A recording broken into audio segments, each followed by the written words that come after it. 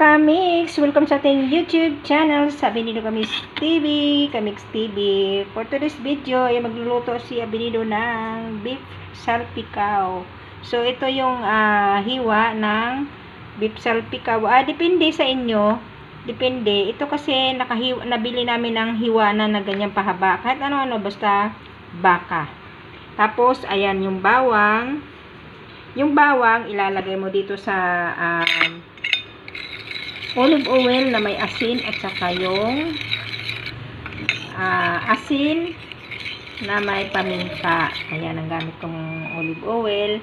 At ito, yan ang mga ingredients ko sa beef salpicao. Ayan, syempre, yan. At butter. Ayan. So, yan po ang mga ingredients ko.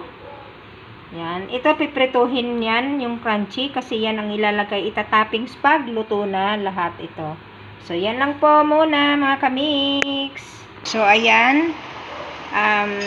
Yung bawang kanina na pinakita ko, ito na siya, naging crunchy na siya. At yung pinagbabara ng bawang, so, na may asin at paminta, so, yun din ang ibubuhos natin dito. Yan.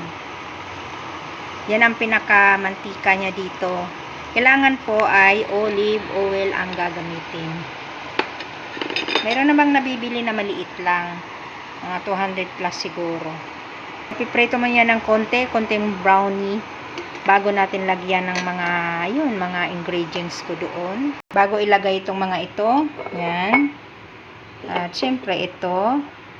Yan. At itong butter. Ito, binili ito para pang luto talaga. Ayan o. Cook, bake.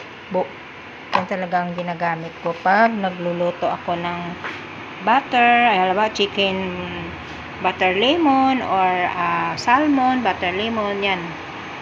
Pero kung wala naman, kahit anong butter, pwede naman. So, ayan po ang aking baka. Ayan. Yan ang gagawin natin. Beef salpicao. Paliliitin natin yung tubig hanggang sa lumambot ang karning baka. Kailangan malambot siya.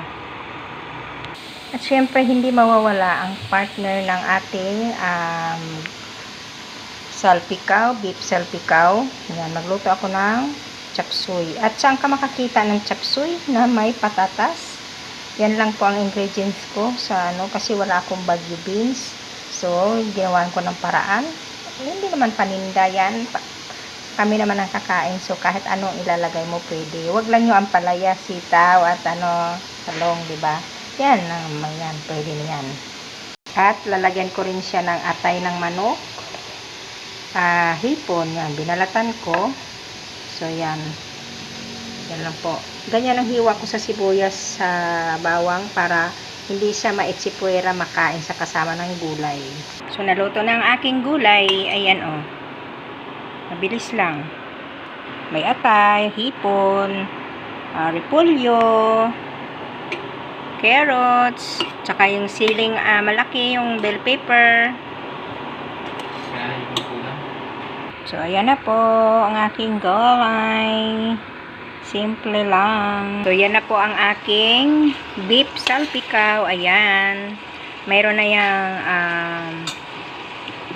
nilagyan ko na yan ng ito, oyster, Lia parents.